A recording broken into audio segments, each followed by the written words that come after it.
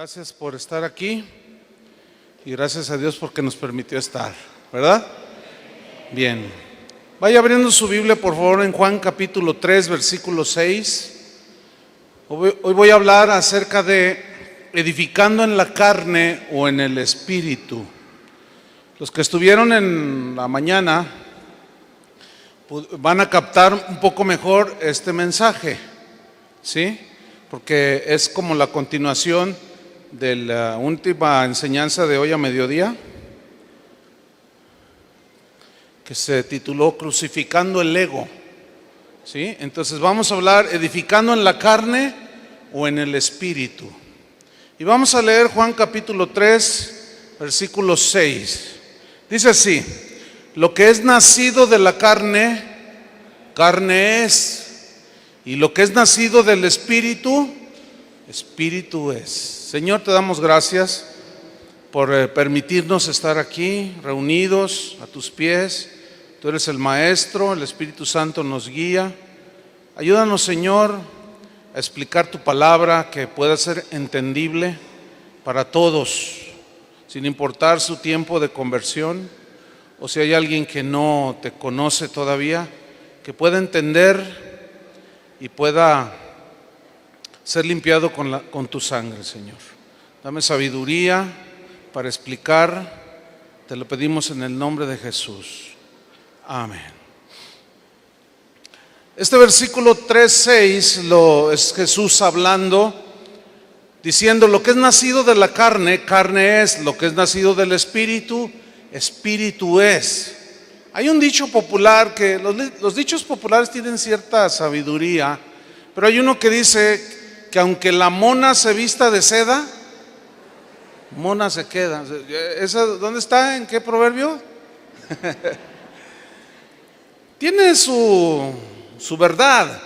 ¿Cómo compaginar lo que acabamos de leer? Lo nacido de la carne, carne es. Y lo nacido del espíritu, espíritu es. En Juan 6:63, Jesús da un discurso de que Él es el pan de vida, etcétera, y que el que no come su carne bebe su sangre, pero la gente no lograba entender. Entonces Jesús dijo, Juan 6:63, el espíritu es el que da vida, la carne para nada aprovecha. Esta frase, para nada aprovecha, significa que para nada es útil. Esa es la explicación que da el diccionario en griego. Para nada es útil, en nada es benéfico, para nada ayuda. En pocas palabras, todo aquello que nace de la carne, aunque parezca bueno, no sirve absolutamente para nada. En Romanos 8:7, Pablo lo dijo así: por cuanto los designios de la carne, designios significan pensamientos de la mente carnal, por cuanto los designios de la carne son enemistad contra Dios. Fíjate bien, todo pensamiento de nosotros que se contraponga al pensamiento de Dios, chocan, son enemigos.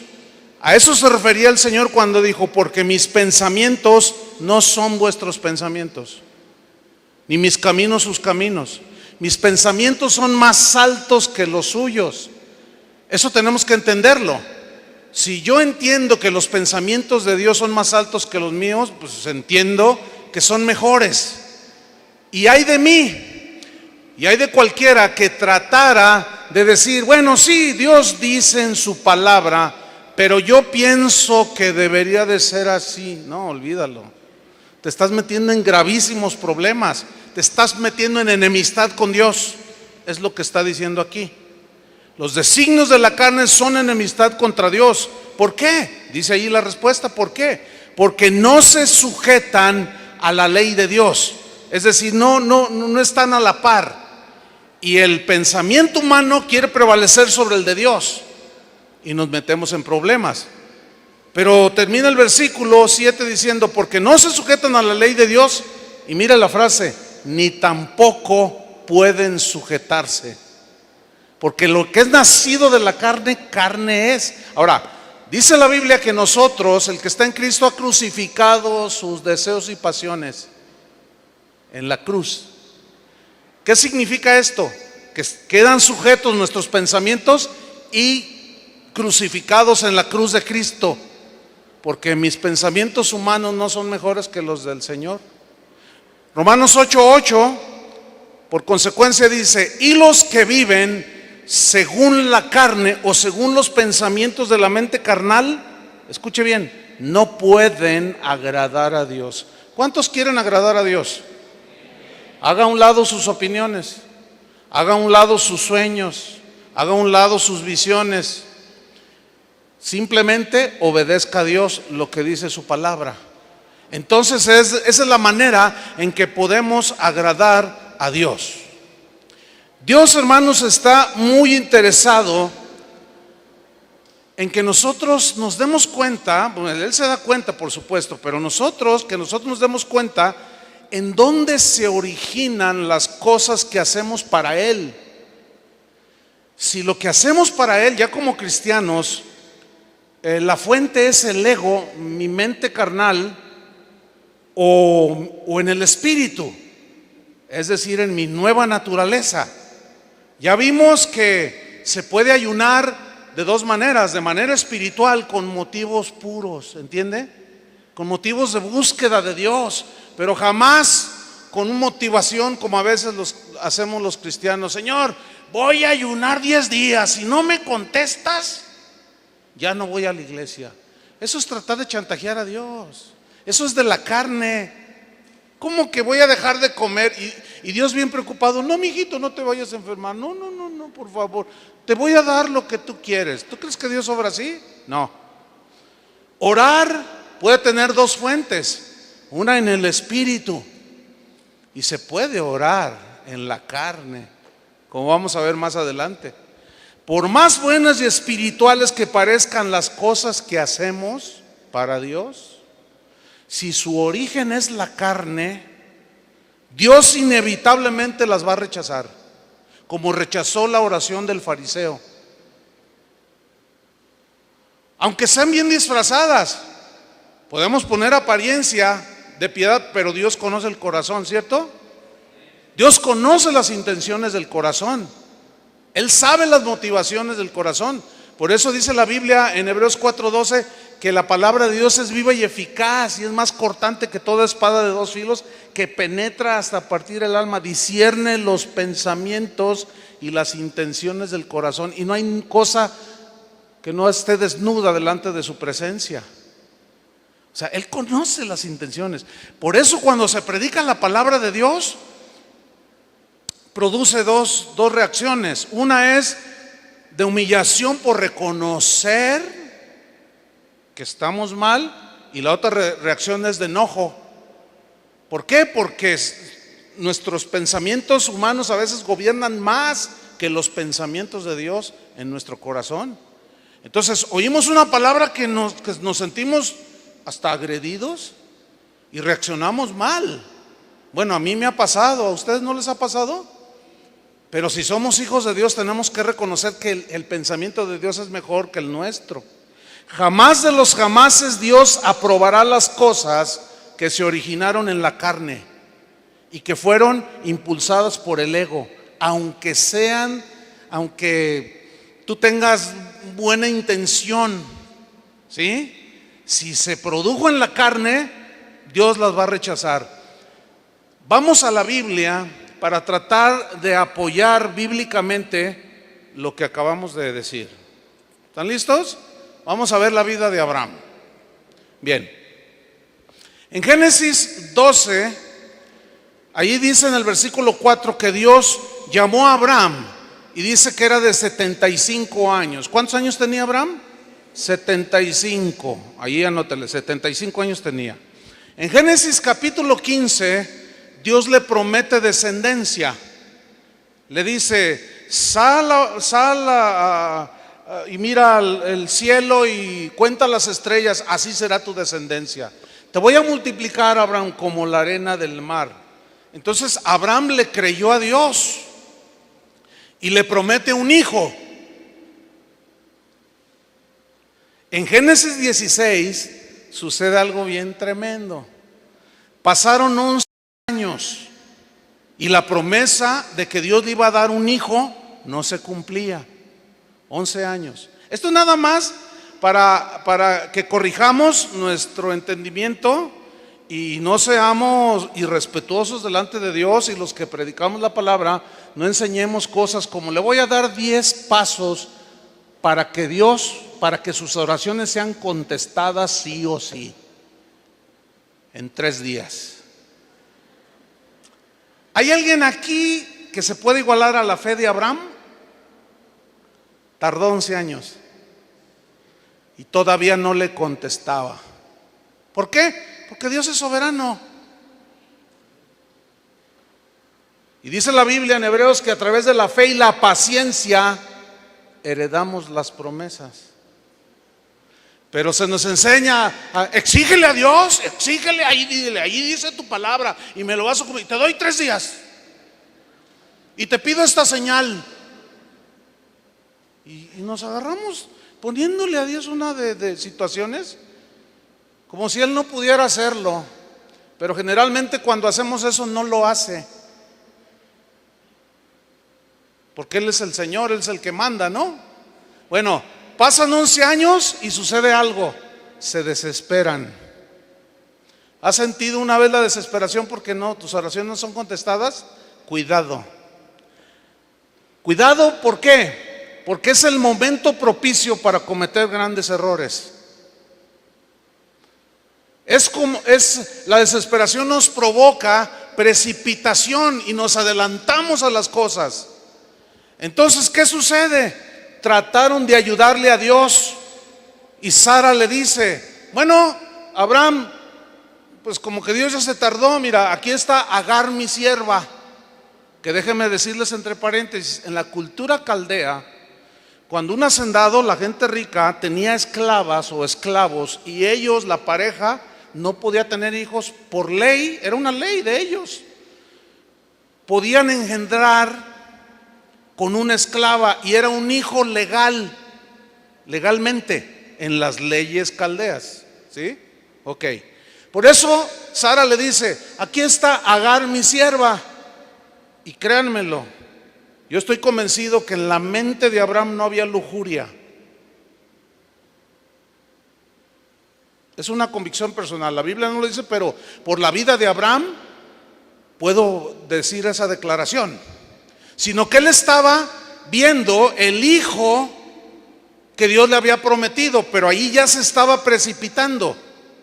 Entonces, esa ayudadita engendró a un hijo con Agar, la sierva. ¿Se llamó cómo? Ismael. Ahora, vamos a Génesis 16:16. Dice allí que era Abraham de edad de 86 años, ahí están 11 años, cuando Agar dio a luz a Ismael. ¿Qué fue lo que sucedió aquí? Bueno, aparentemente Dios se tardó en responder. ¿Y qué apareció allí? Apareció la carne. Apareció la mente humana, la mente carnal. Apareció la iniciativa humana. Quisieron ayudarle a Dios. La pregunta es, ¿cómo vio Dios esa ayudadita? ¿La aceptó? Mira, hermano, Dios no necesita nuestra ayuda. Lo que Él necesita de nosotros es nuestra obediencia. Punto. Nadie es indispensable en el reino de Dios. Él puede contigo, sin ti o a pesar de ti o a pesar de mí. Él es el Todopoderoso. ¿Habrá algo difícil para mí? Dijo en alguna ocasión. Nada. Entonces, ¿cómo que nosotros le vamos a ayudar a Dios? Génesis 21:5. Está tremendo, mire. Y era Abraham de 100 años cuando nació Isaac su hijo. ¿Cuántos años tenía cuando Dios lo llamó? 75. ¿Cuántos años tenía aquí? 100 años. ¿Cuántos años tardó Dios en contestarle lo que le había prometido? 25 años. ¿Qué le parece? ¿Ah?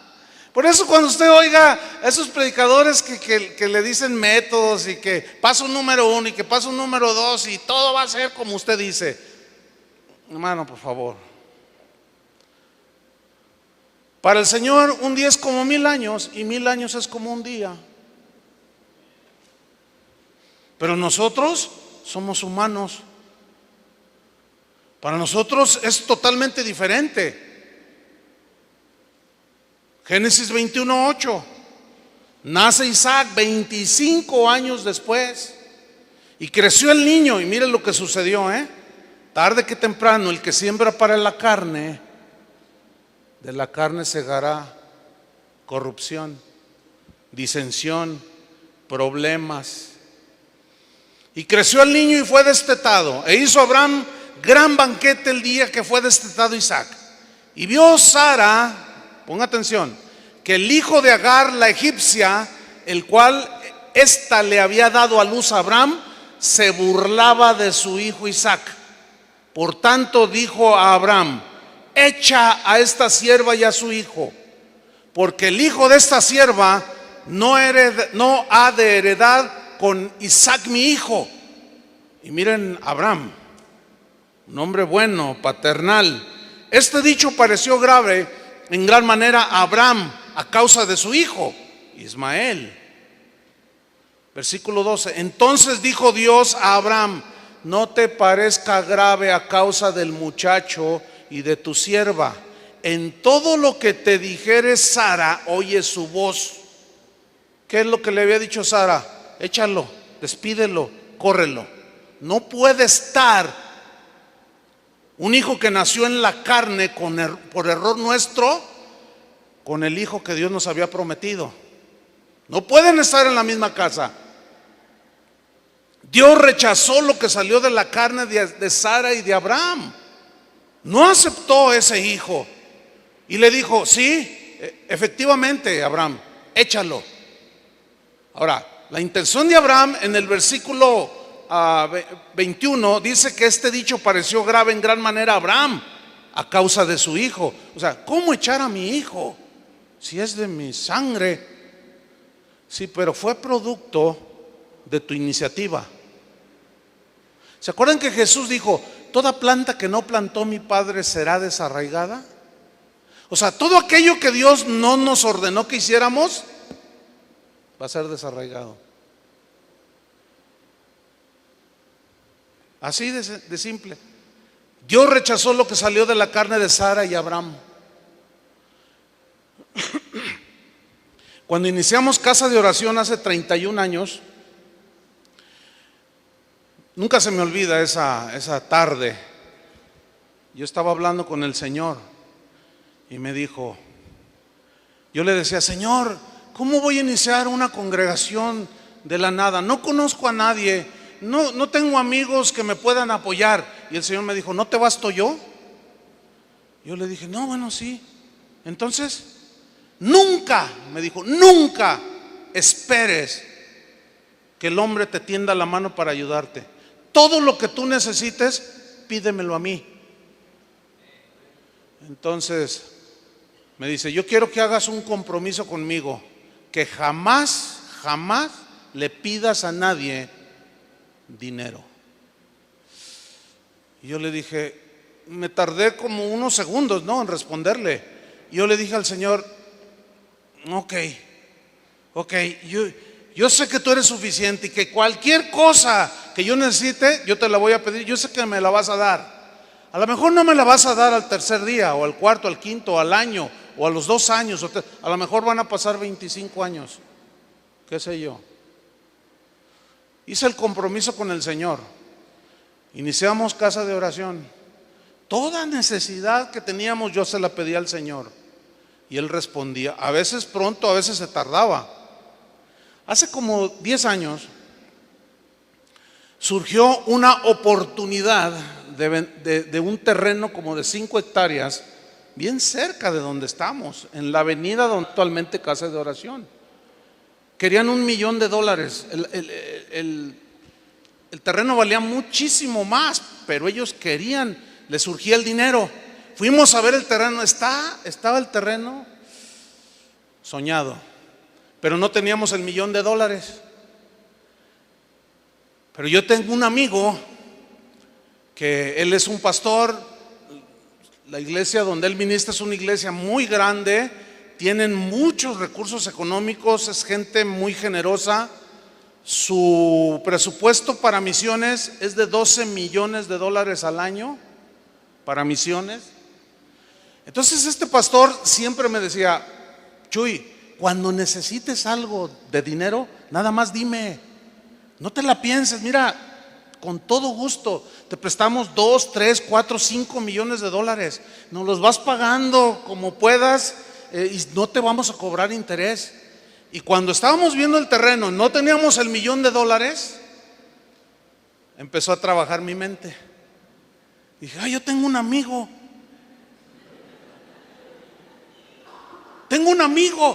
Y pues todos los pastores de Casa de Salvación lo conocen. El hermano, el pastor fulano de tal, oye, de ver, ya ven que cada rato nos ofrece y nos dice: no, ya está, 1,000,000, no, mañana tengo el cheque. Amanece al siguiente día y estoy ahí ya preparando para salir, y yo iba de mi oficina a llamarle, y estoy peinándome en el espejo y me habla el Señor: así es que tú le vas a pedir $1,000,000 al pastor. No, me quedé así como estatua, con el peine así. Dice: ¿ya se te olvidó el compromiso que hiciste conmigo? Yo le dije: Señor, Señor. Entonces no quiero que compres ese terreno. Si yo quisiera que lo compraras, yo te lo daba, pero no trates de ayudarme, no metas tu mano. Tengo un amigo en Sudamérica. Una vez platicando con él, le dije: oye, pastor, la mano de Dios está sobre ti, ¿cómo te ha bendecido el Señor? Y luego estábamos comiendo, entonces se para de comer y me mira y me dice: ¿Quieres que te diga cómo es que Dios empezó a bendecir el ministerio? Le dije: sí, claro, me interesa saber y aprender. Dice: mira, una vez yo le dije al Señor: Señor, haré lo que quieras que haga, lo que tú me digas que haga, yo eso lo voy a hacer. Porque yo quiero que bendiga, Señor, mi país, bendice esta ciudad. Señor, trae convicción de pecado, danos de nuevo para predicar. Lo que tú me digas que haga, yo hago. Y el Señor me contestó: ¿de veras quieres? ¿De veras haces lo que yo te diga? Y yo le respondí de nuevo: sí, Señor, lo que tú me digas, eso hago. Hazte un lado y no me estorbes. Dice: el domingo fui a la congregación, les dije: hermanos, quiero decirles que presentar mi renuncia como el pastor de esta congregación. Y todo, una congregación de miles de personas. La gente dice: sí, porque ahora el que va a gobernar la iglesia va a ser el dueño de ella.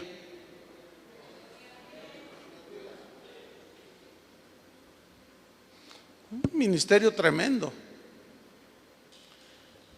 Así es que no trates de ayudarle al Señor. Hazte un lado. No trates de, cuando tu mente natural empieza a querer trabajar, hazte un lado. A veces a mí me preguntan: pastor, dígame cuál es su visión. Yo no tengo visión, yo no soy visionario. Yo soy un esclavo de Jesucristo. No, ¿cómo? No, es que tenemos que tener una visión. No, la visión es de Dios. ¿Cuál es la visión de Dios? Id y predicad el evangelio a toda criatura. Hagan discípulos, esa es la visión de Dios. Entonces nada más tenemos que hacer, obedecer. Entonces Dios rechazó lo que salió de la carne de Abraham y de Sara. Dios sigue rechazando todo aquello. Mi intención era buena. Yo dije: con ese terreno vamos a construir un auditorio para 15,000 personas. Dios me dijo: no. Mira, esta misma historia de Abraham y Sara y Agar e Ismael, Pablo la menciona en Gálatas 4, versículo 22. Dice así: porque está escrito, Pongan mucha atención para que vean la aplicación que Pablo le da. Porque está escrito que Abraham tuvo dos hijos, uno de la esclava, que era Ismael, y el otro de la libre, de la esposa legítima, de Sara. Versículo 23. Pero el de la esclava, subrayenlo, nació según la carne. ¿De dónde salió, de dónde surgió el ministerio que tú estás ejerciendo? Es una pregunta bien fuerte, ¿eh? ¿De dónde salió? ¿De dónde salió el proyecto en el que tú estás envuelto para hacer las cosas de Dios? ¿De dónde salió?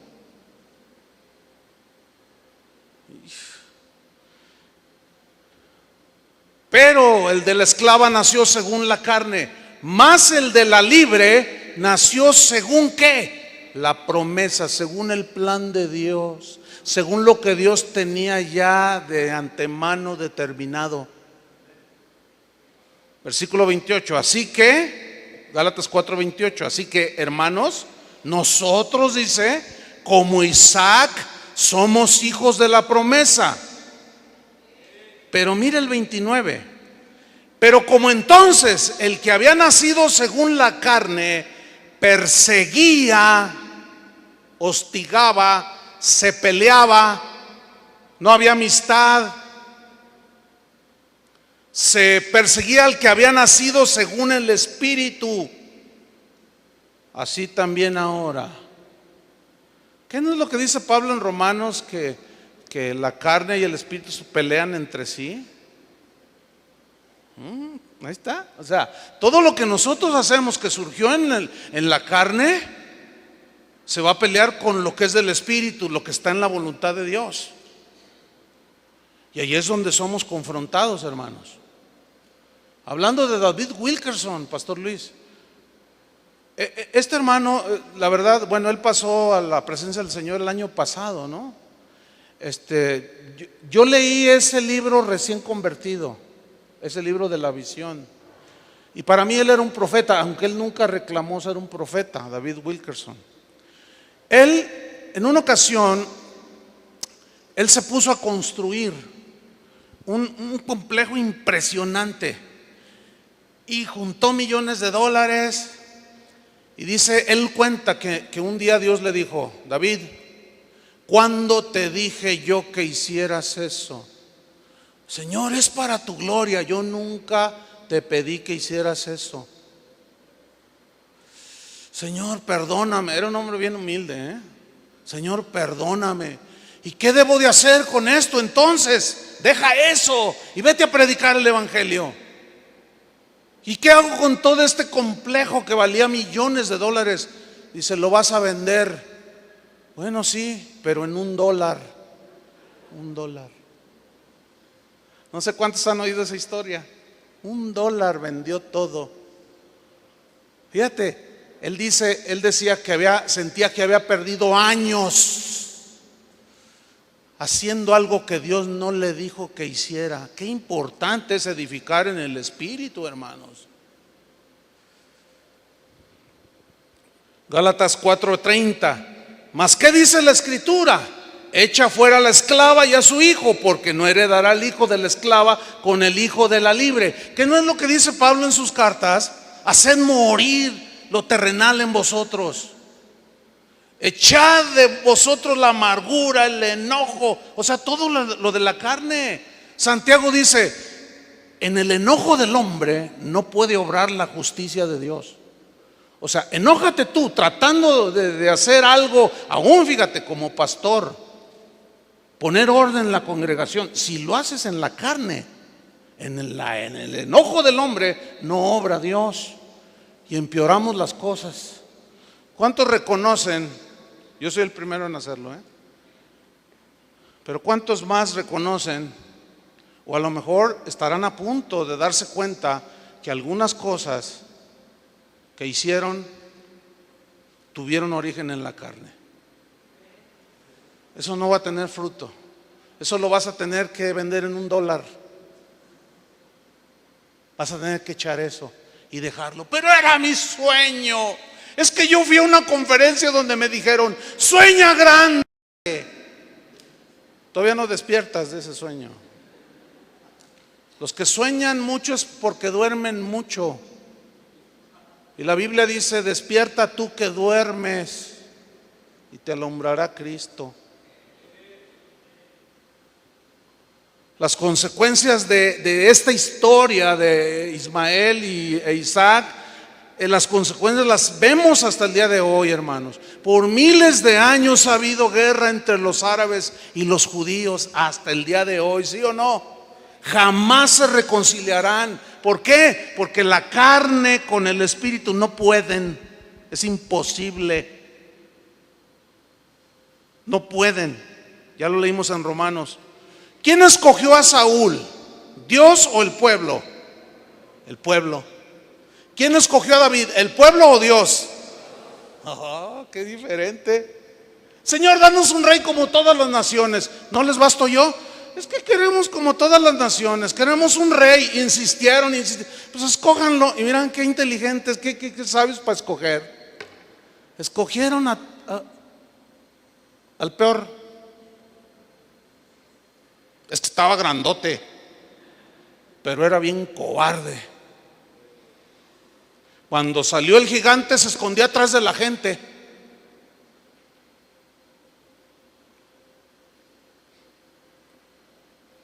Qué tremendo, hermanos.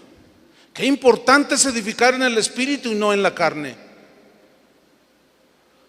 Primera de Corintios 3, versículo 10.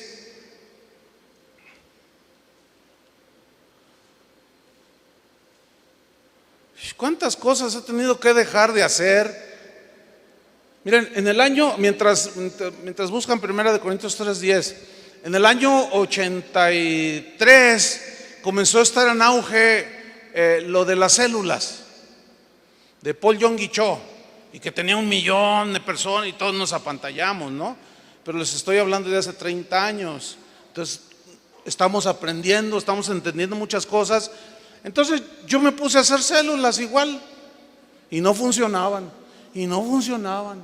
Y empecé a presionar a los encargados. Lo que pasa es que no te entregas, no estás consagrado. Y empieza la manipulación, empieza la agresión. Y la gente empieza a dolerse, se empiezan a herir, porque como no es del Espíritu, no fluye el Espíritu de Dios ahí. Y está uno allí y ya estoy yo. Entonces un día, enojado, molesto y cansado, estaba orando y estaba hincado y le dije, Señor, ¿por qué con Paul Yonggi Cho sí funcionan y con nosotros no? Y rápidamente me contestó, no tardó el Señor 25 años. Me dijo, ¿cuándo te dije que hiciera células? Bueno, es que a él le funcionan. Tú déjalo a él allá. Es muy diferente. Yo ya tengo mi propósito con él y contigo tengo otro propósito. Dije, ay, empezando la congregación y ya metí la pata. Y tuve que dejar de copiar algo que Dios estaba haciendo allá y que yo quería reproducir. No hay iglesias clonadas. La clonación en Dios no existe. ¿Qué es lo que muchos hoy hacen? Clonar. 1 Corintios 3:10. Conforme a la gracia de Dios que me ha sido dada. ¿Cuántos reconocen que todo es por gracia? Sin duda. Porque la gracia es la que nos capacita para hacer la obra de Dios. ¿Sí? Entonces Pablo reconoce aquí, dice, conforme a la gracia que me ha sido dada, yo como perito, arquitecto, puse el fundamento, o sea, Cristo.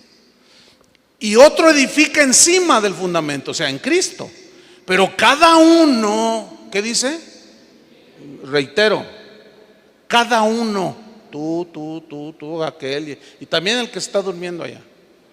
Cada uno. Pero cada uno mire cómo sobreedifica. Sigo leyendo el versículo 11. Porque nadie puede poner otro fundamento que el que está puesto, el cual es Jesucristo. Versículo 12. Y si sobre este fundamento, o sea, Jesucristo, alguno, o sea, cualquiera de nosotros, edificare. Digan todos edificar. Cualquiera. Fundamento es Cristo y edificamos sobre Cristo. Porque se acuerdan que Él dijo que el que me oye y hace mis palabras es como un hombre prudente que edificó su casa sobre la roca. Y vinieron vientos y dieron con ímpetu aquellos ríos, aquellos huracanes. Dieron con ímpetu contra aquella casa y no cayó, porque estaba fundada sobre la roca, tenía fundamento. Pero el que me oye y no hace es un hombre insensato que edificó sobre la arena. Y vinieron los vientos, los ríos, dieron con ímpetu y cayó, y grande fue su ruina. Cayó, se deshizo. No hay nada. Edificó en la carne.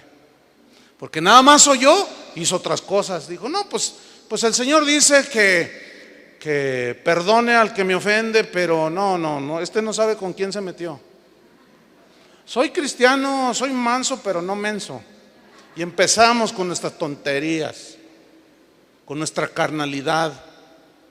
No, ¿cómo lo voy a perdonar? ¿Qué no sabes lo que me hizo? No me importa lo que te hizo, dice el Señor. De la manera que Cristo os perdonó, de esa misma manera, perdonad ustedes también. Ahora, ¿merecemos el perdón? No. ¿Y cómo lo recibimos? Por gracia, ¿no? ¿Merece el perdón el que te ofendió? No.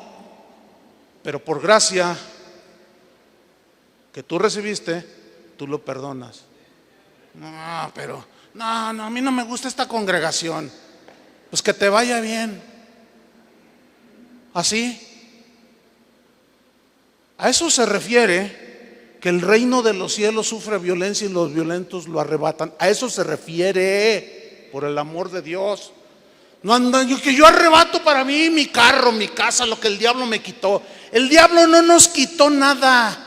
Dios sigue siendo el dueño de todo. ¿Cómo tuercen la Biblia? El reino de los cielos, dice otra traducción, es de aquellos que se apropian, pero no de las casas y de los carros, o sea, que obedecen. Y es una violencia, es algo violento, a veces emocionalmente, decir, este que me fraudió, Señor, me estás diciendo que le perdone la deuda, perdónale la deuda. Para eso sí se necesita valentía, no para recibir un carro nuevo. Pues eso hasta cualquier pagano lo recibe. Pero perdonar, eso es divino, ¿o no? Y ser como el maestro, ese es otro asunto. ¿Cuántos quieren ser como Jesús? Bueno, sigamos leyendo.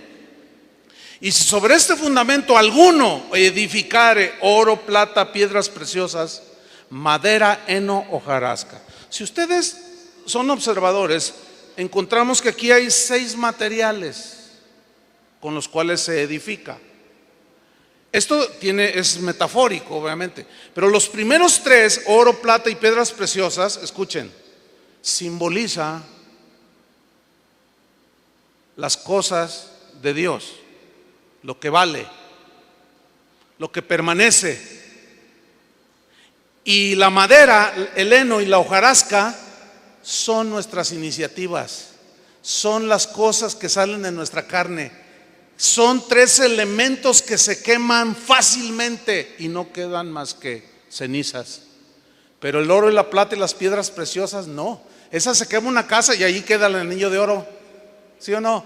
Eso simboliza las obras en Dios, lo que Dios te dijo que hicieras. Y las otras 3 últimas que se queman, madera, heno, hojarasca, son todas aquellas cosas que edificamos en Cristo, pero que Él nunca nos dijo que hiciéramos, o que nuestra motivación y nuestro motor era la carne. Espero que estén entendiendo, hermanos, porque esto trasciende, ¿eh? ¿Hasta dónde? Vamos a ver, versículo 13. La obra de cada uno, subrayo de nuevo, de cada uno. Es que yo fui a ayudar a los hermanos del terremoto. Yo fui a ayudar, no, qué bueno, gloria a Dios. Pues también lo hacen los topos de aquí del DF. ¿Y qué? ¿Se ganan el favor de Dios? No, el asunto es este. El asunto no es tanto si ayudar o no. El asunto es la motivación, ¿de dónde salió? Porque si fue para que me viera el candidato a diputado cómo trabajo y le hago así como que le ayudo y muevo acá los escombros y hola diputado, y ese va de candidato, es para que me vea. Pablo dice, no sean como los que sirven al ojo. ¿Qué es servir al ojo? Para que te vean, mira todo lo que hago, mira todo lo que hago. Yo puedo ser un ujier en una iglesia, yo fui ujier en una iglesia, desde maestro de niños. Como maestro de niños se puede tener motivaciones incorrectas nacidas de la carne, como ujier y aún como pastor, Entonces, esto que estamos compartiendo hoy es muy importante. No sé cómo lo vean, no sé si lo alcanza a percibir así. Porque miren lo que dice en el versículo 13: la obra de cada uno se hará manifiesta, o sea, se revelará, saldrá a la luz, porque el día la declarará, pues por el fuego será revelada. Y la obra de cada uno, cual sea, el fuego ¿qué?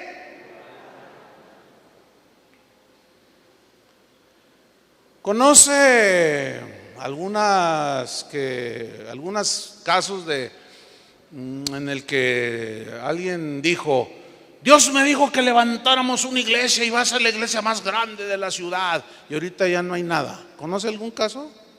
¿En dónde cree que salió eso? ¿En Dios o en la carne? Porque si fuera de Dios, allí permanecería.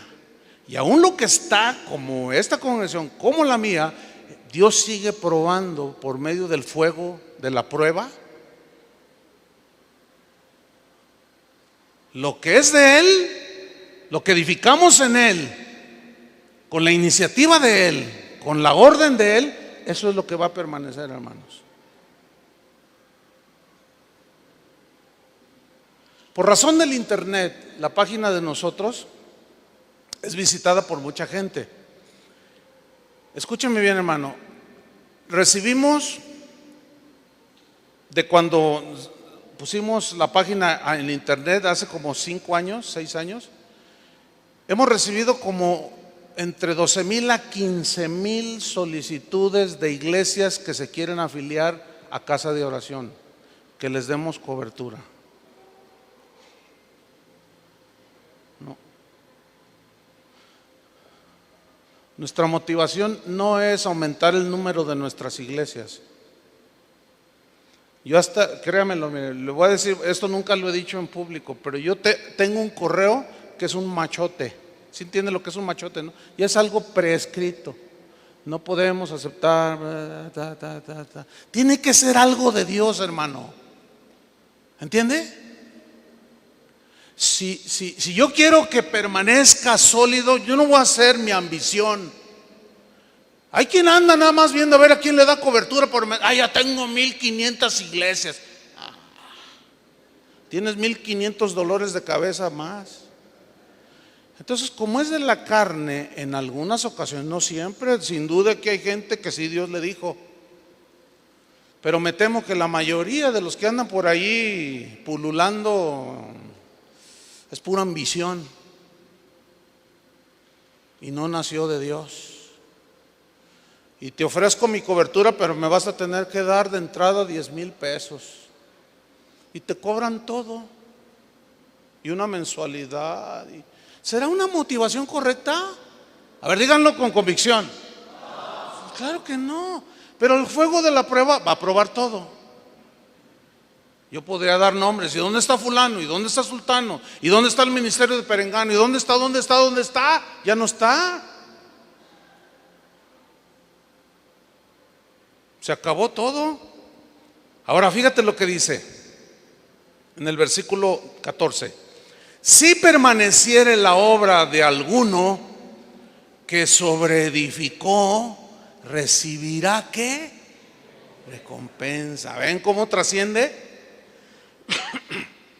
Aquí el Señor está hablando de recompensa por haberle obedecido y hacer lo que Él nos dijo que hiciéramos, no lo que hicimos en nuestra carne. Ahora fíjate el versículo 15: Si la obra de algunos se quemare, refiriéndose a leno, madera, hojarasca, lo que es de la carne, él sufrirá pérdida. ¿De qué? Del galardón, de la recompensa. Si bien él mismo será salvo, aunque así como por fuego. O sea, va a llegar con las manos vacías. Qué tremendo, ¿no? Yo no sé hasta dónde alcance usted a entender al punto donde vamos, pero es trascendental, hermano. Esto a mí me lleva a hacer algo que a través de los años, pues con la gracia de Dios, todavía sigo aprendiendo. Yo no muevo un dedo si no estoy seguro que es la voluntad de Dios. No. Me he equivocado muchas veces. Sin duda seguiré cometiendo errores. Somos humanos. ¿Estamos? Pero hay de errores a errores, ¿eh? Este de Abraham y Sara fue un gravísimo error. Y Dios se sentía satisfecho de Abraham. Le llamó mi amigo. Sin embargo, a pesar de ser su amigo, precisamente Dios sí sabe ser un buen amigo. Un buen amigo no es aquel que solapa nuestras malas acciones. Un verdadero amigo es el que te dice la verdad. Hay que saber ser buenos amigos. El concepto de amistad está torcido, distorsionado. Ay, ¿por qué le dijiste a mi esposa? Yo creía que eras mi amigo. Es que yo te lo dije y porque soy tu amigo te lo digo. Me traicionaste. Eso no es traición. ¿Entendieron eso? Aunque parece como que me desvié del tema un poco, pero a lo mejor por ahí anda alguno diciendo eso, no lo sé. ¿Por qué juzga Dios tan drásticamente las obras de la carne, hermanos? ¿Por qué? Romanos 7:18 dice: y yo sé que en mí, esto es, en mi carne no mora el bien. Todo lo que produce la carne, aunque parezca bueno, proviene de la naturaleza humana caída, que está contaminada con el pecado. Mientras no entendamos esto, hermanos, vamos a seguir confiando en métodos humanos, métodos, estrategias que nacieron en la mente humana, en la carne, filosofías humanas, consuelo humano, intenciones que vienen de nuestra carne. Si persistimos en esto, no olvidemos que el fuego de Dios destruirá todo lo que se originó en la carne, para que cuando se dé, dale gracias a Dios, porque te está mostrando, así como le dijo a Abraham: Señor, ¿cómo que échala con todo y su hijo? Afuera. Dice que lo echó, y Sara, Agar e Ismael salieron, y Dios en su misericordia los sustentó. ¿Se acuerdan? Porque era un ser humano. Pero las consecuencias de su error de obrar en la carne siguen hasta el día de hoy, después de miles de años. Una vez me regalaron, van 2 veces que nos regalan un viaje a Israel pagado, todo pagado. Oh, pues qué suave, ¿no? A la gorra no hay quien le corra, dicen por ahí, ¿no? Y las 2 veces, hermano, se ha frustrado 1 o 2 días antes. ¿Por qué? Pues se agarraron a bombazos allá los medios hermanos. Fíjate, hasta a mí me afectó ya. No, qué injusto es eso. Qué injusto es eso. Gálatas 6, 7 y 8 dice: no os engañéis, no os engañéis. Dios no puede ser burlado, pues todo lo que el hombre sembrare, eso también segará. Porque el que siembra para su carne, de la carne segará corrupción, mas el que siembra para el espíritu, del espíritu segará vida eterna. O sea, la bendición de Dios. ¿Se acuerdan de Santiago 4:1? ¿De dónde vienen las guerras y los pleitos entre vosotros? Le está hablando a cristianos, ¿eh? ¿De dónde vienen? ¿No es de vuestras pasiones, las cuales combaten en vuestros miembros? Ahí está. ¿Qué debemos hacer con nuestras pasiones? Crucificarlas. Si te ofendieron, perdonar. Si te defraudaron, perdónale también, etcétera. Versículo 2: codiciáis y no tenéis, matáis, ay Dios, y ardéis de envidia y no podéis alcanzar, combatís y lucháis, pero no tenéis lo que deseáis porque no pedís, o sea, porque no le pides a Dios, no oras. Y luego mira el versículo 3: pedís y no recibís, porque pedís mal para gastar en vuestros deleites. ¿Ven cómo la oración puede tener motivos de la carne? ¿Lo están viendo o no? Oh, almas adúlteras, eso está fuerte. Eso está fuerte. Oh, almas adúlteras, dice Santiago, ¿qué no sabéis que la amistad del mundo es enemistad contra Dios? Cualquiera pues que quiera ser amigo del mundo se constituye enemigo de Dios. Si yo meto al mundo a la iglesia, me hago enemigo de Dios. Jesús dijo: ustedes son luz del mundo, pero el mundo ahora es luz de la iglesia, porque estamos haciendo dentro lo que ellos hacen allá afuera. Ya bailamos, ya hacemos de todo. No estoy hablando de danzar, es otra cosa. Pero ya le entran al baile, pero sí que, y hasta se dan vueltita y se menean, pero no, pues es que somos libres en Cristo. No uséis la libertad para ocasión de la carne, dijo el apóstol. Todo aquello que produce sensualidades de la carne. Como una vez uno dijo: pastor, ¿qué tiene de malo ir a un antro? Yo no tomo, no fumo, estoy ahí nada más. Ay, no inventes.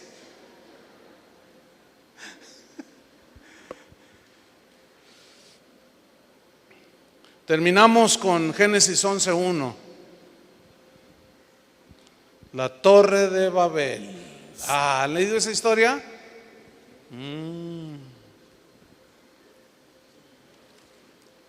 ¿Qué viene a su mente con la historia de la torre de Babel? ¿Qué viene a su mente? Vamos a leer rápido, nos quedan 7 minutos. Génesis 1:1. Tenía entonces toda la tierra una sola lengua y unas mismas palabras. Había unidad. Sigamos adelante.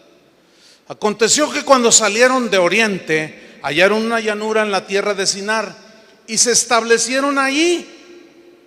Versículo 3, ponga atención. Y se dijeron unos a otros, hablaron entre ellos, nunca le preguntaron a Dios. ¿Me está siguiendo? Se dijeron unos a otros: vamos, hagamos ladrillo y cozámoslo con fuego. Y les sirvió el ladrillo en lugar de piedra y el asfalto en lugar de mezcla. O sea, ya no lo natural, sino lo que ellos estaban inventando para construir. Y dijeron: vamos, miren lo que dijeron, edifiquémonos. ¿Se acuerdan de Nabucodonosor? Ay, qué historia, ¿no? Oh, esta es la gran Babilonia. Mira, es la que yo edifiqué para la gloria de mi majestad, para mí.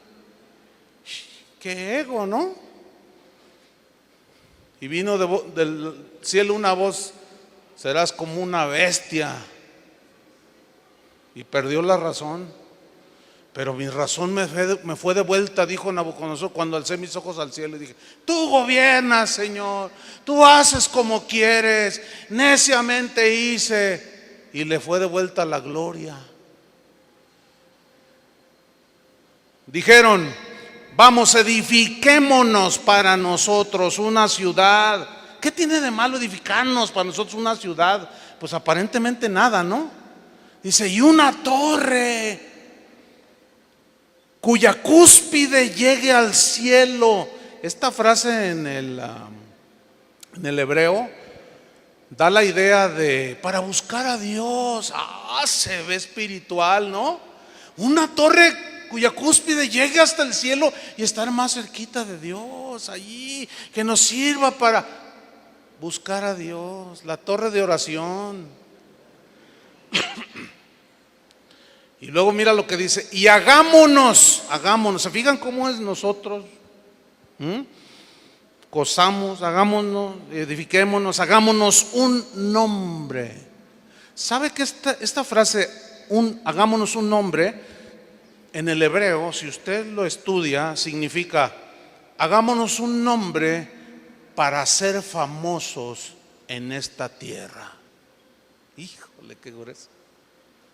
Para tener fama, para que la gente diga, wow, estos son los constructores de esa gran torre, nosotros somos. Dame tu autógrafo, ¿no?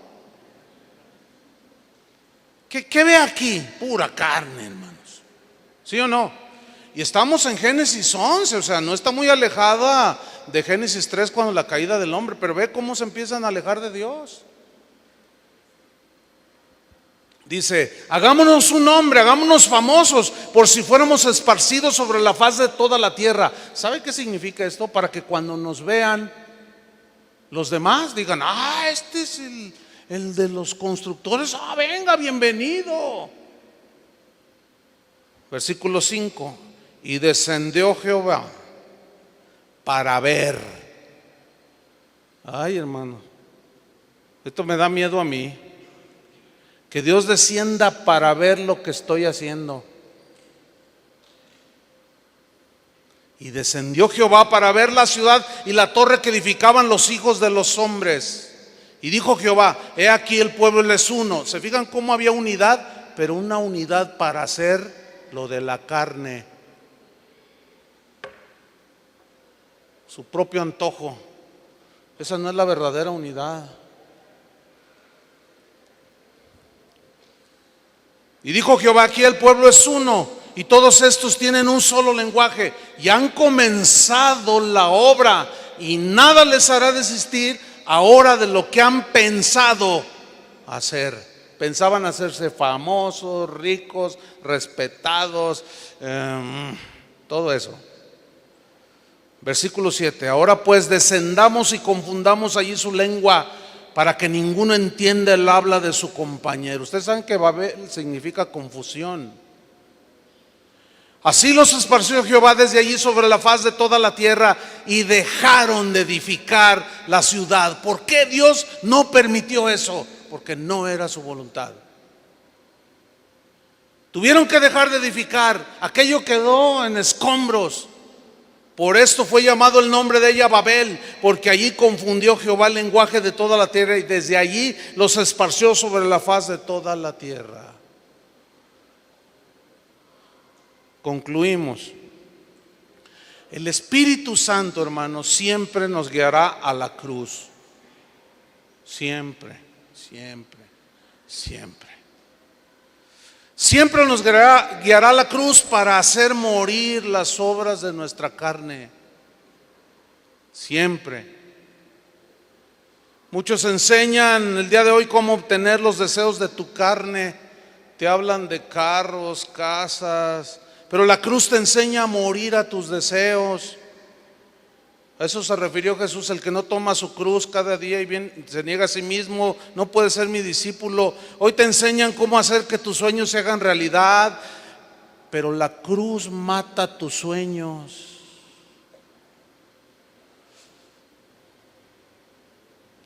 La cruz mata nuestros sueños de grandeza, y llega un momento en que entramos en confusión y Dios reduce a nada lo que hemos hecho para que empecemos donde nos quedamos.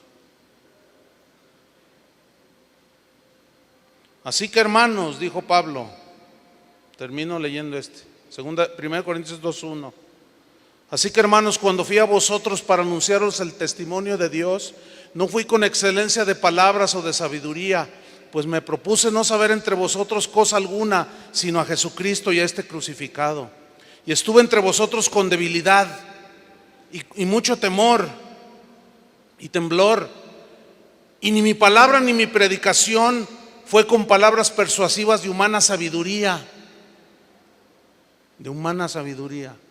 sino con demostración del Espíritu y de poder, para que vuestra fe no esté fundada en la sabiduría de los hombres, sino en el poder de Dios. Y el Evangelio es el poder de Dios para salvación a todo aquel que cree. Oremos, hermanos. Señor, sin duda, tu palabra tiene una vez más la razón. Reconocemos que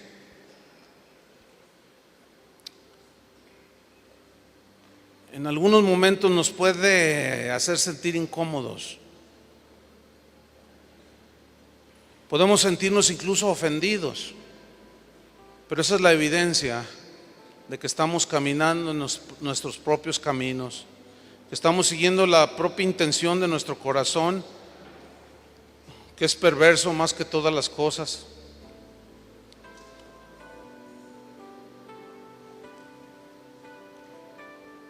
Sin embargo, somos tus hijos, Señor, los que hemos sido lavados con la sangre del Cordero de Dios. Pero una de las verdades de la Biblia es que seguiremos batallando en nuestra alma, en nuestro corazón, con las pasiones, con los deseos, con las cosas de la carne. Pero cuando empezamos a caminar en tus caminos, Señor,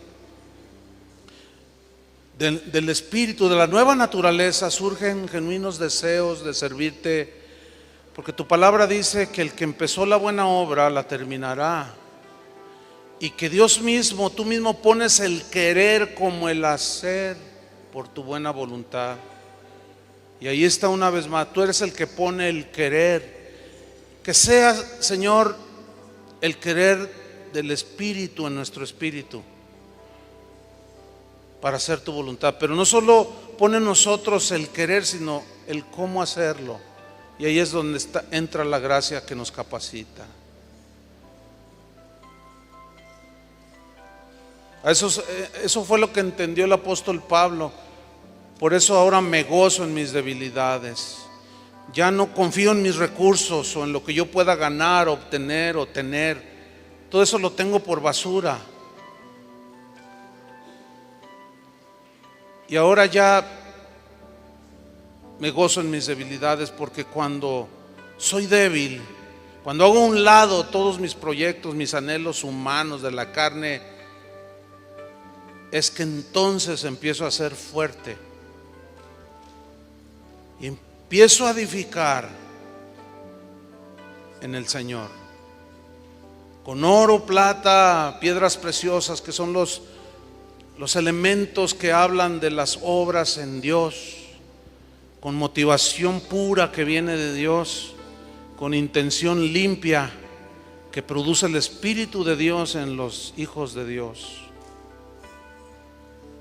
Señor, que cada uno de nosotros seamos nobles de corazón y pasar por decirlo así, por el escáner de tu palabra, Señor, para que podamos ver que lo que estamos haciendo, aún cosas buenas, pero que la motivación es carnal, que va desde estudiar la misma Biblia. ¿Por qué la estoy estudiando? ¿Para conocerte más o para dar buena impresión a la gente que sí sabemos? Eso puede producir lo que dice tu palabra: el conocimiento envanece, pero el amor edifica. No que no busquemos el conocimiento, sino que revisemos la intención del corazón, del por qué hacemos lo que hacemos. Porque sin duda el fuego de la prueba vendrá y probará lo que hemos hecho. Si edificamos en Cristo, si edificamos con limpieza de corazón, con motivaciones correctas del Espíritu, eso va a permanecer. Otras cosas se van a venir abajo. Perdónanos, Señor. Ayúdanos a edificar en el Espíritu. Lo que nos quede de vida en esta tierra, Señor, Danos sabiduría, danos discernimiento para darnos cuenta en dónde se origina este proyecto, esto que quiero hacer. Si tú lo estás ordenando o es una iniciativa mía, o lo estoy haciendo como yo quiero, aunque sea una iniciativa tuya, pero ¿cómo lo estoy haciendo yo? Ayúdanos, Señor. Ten misericordia de nosotros, porque sin duda tú desarraigarás todo aquello que el Padre no plantó. En el nombre de Cristo Jesús, danos la gracia para edificar en Cristo, para edificar en el Espíritu. Te lo pedimos, Padre, en el nombre de Jesús.